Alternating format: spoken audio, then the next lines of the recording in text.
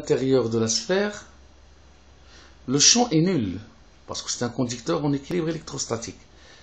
Vu que la charge négative crée en M un champ EQ, comme c'est indiqué dans le schéma, la charge est négative, elle va créer à l'intérieur de la sphère conductrice un champ qui est dirigé vers la charge, parce que la charge qui crée le champ, la petite charge négative, elle va créer un champ qui sera dirigé vers elle. Donc le E de Q, créé par Q, il est dirigé vers la charge Q.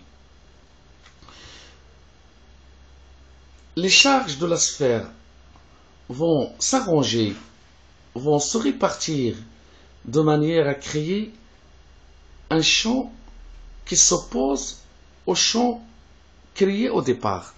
Donc on aura un champ E de Q créé par la charge Q et un champ E de moins Q créé par les autres charges. Alors on aura la somme égale à 0. Pourquoi la somme égale à 0? Parce que le conducteur doit préserver cette propriété, c'est que son champ à l'intérieur doit être nul.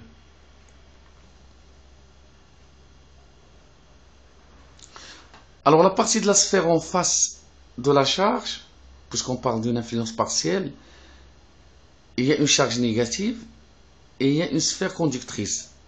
Bien évidemment, la charge négative, elle va pas voir toutes les faces du conducteur, elle va voir juste une face du conducteur et elle va l'influencer partiellement.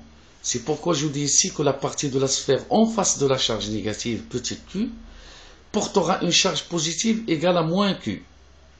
Pourquoi? Parce que l'autre elle porte q, l'autre elle doit porter moins q.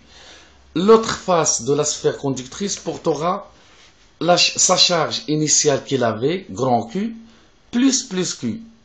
C'est le phénomène d'influence partielle. Pourquoi je dis ça? Parce que si je remonte en haut, vous voyez que au début nous avions une charge, une sphère conductrice de rayon R en équilibre électrostatique qui porte une charge positive grand Q.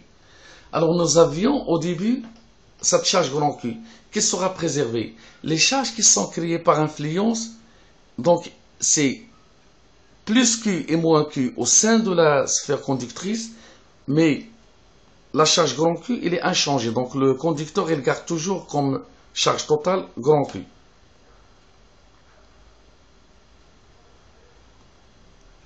Ensuite, je passe à l'exemple de l'influence totale.